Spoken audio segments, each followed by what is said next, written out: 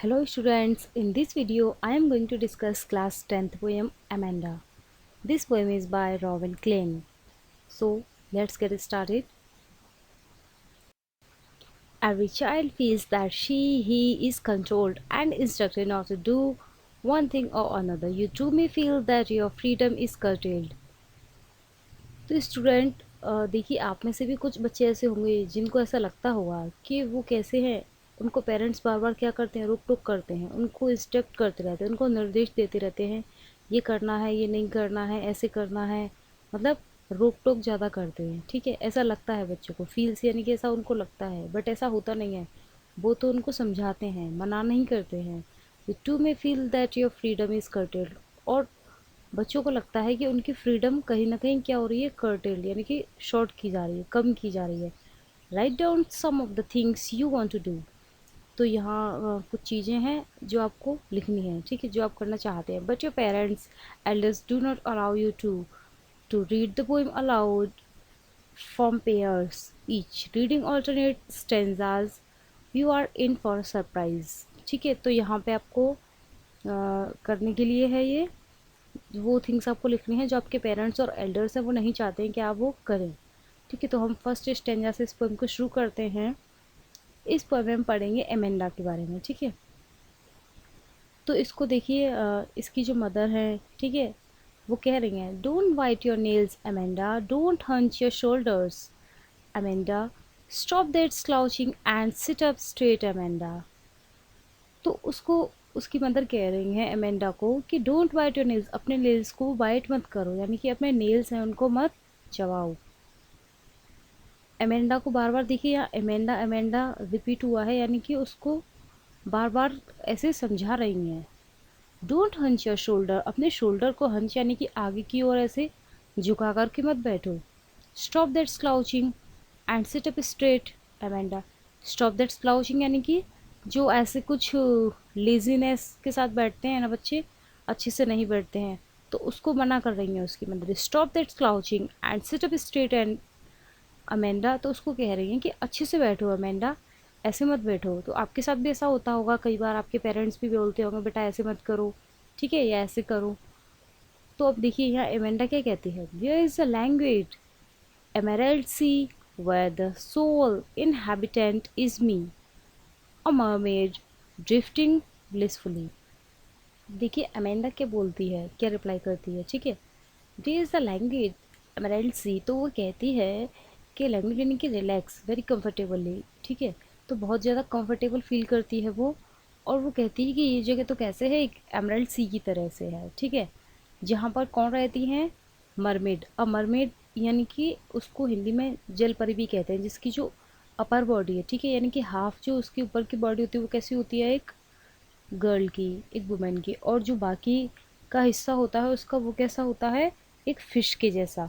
उसको क्या कहते हैं, मरमेड ड्रिफ्टिंग ब्लिसफुली, यानी कि वो तो एक उस मरमेड की तरह से है वहाँ पे।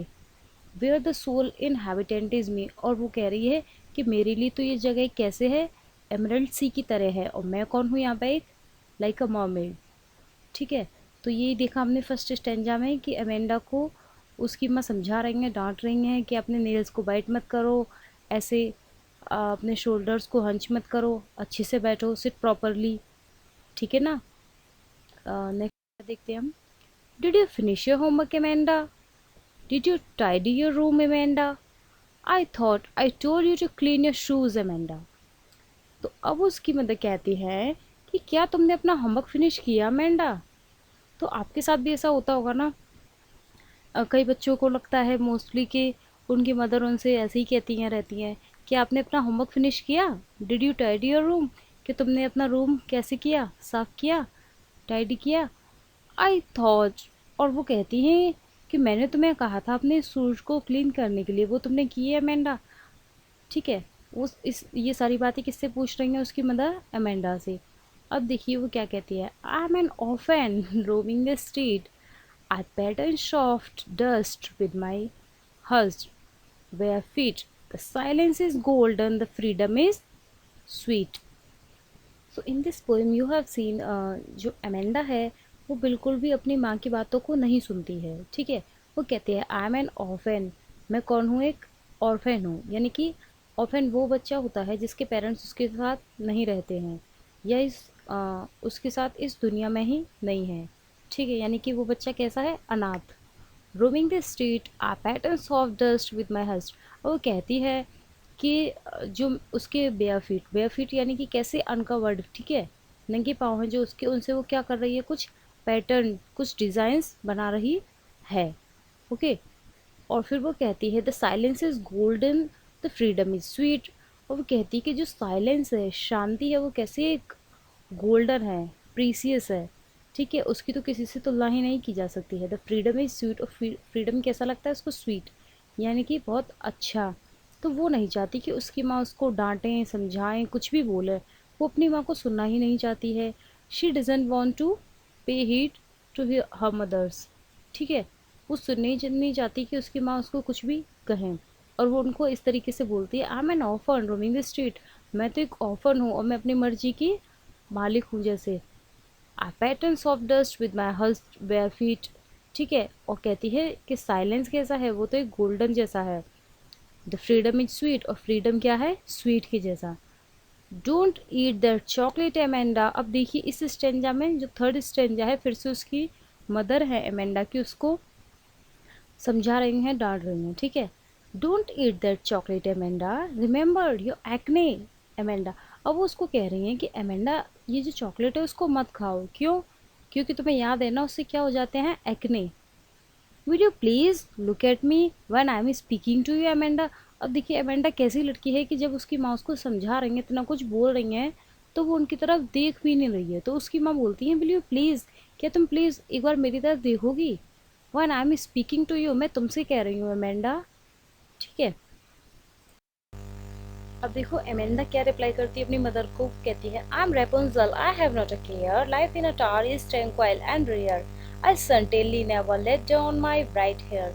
और वो कहती है मैं तो एक कौन हूँ, एक क्रीचर हूँ, जो क्या है, उसका नेम रेपुंजल, ठीक है। आपने कभी देखा हो जो विच होती थी फैंटेसी वर्ल्ड या शोज वगैरह में दिखाते हैं उसमें, ठीक है, तो उनके हेयर कैसे होते हैं, काफ़ी लेंथी होते हैं, काफ़ी लंबे लंबे बाल होते हैं, ठीक है। तो वो कहती है मैं तो एक रेपुंजल हूँ और कहाँ रहती हूँ, टार में, ठीक है। वहाँ वहाँ कैसा वो है, एटमॉस्फेयर ट्रायंगुलर, यानी कि बहुत ही शांति है वहाँ, तो वो वहीं रहना चाहती है जिससे उसको उसकी जो माँ की डांट है वो ना सुननी पड़े। She doesn't want to listen her mother.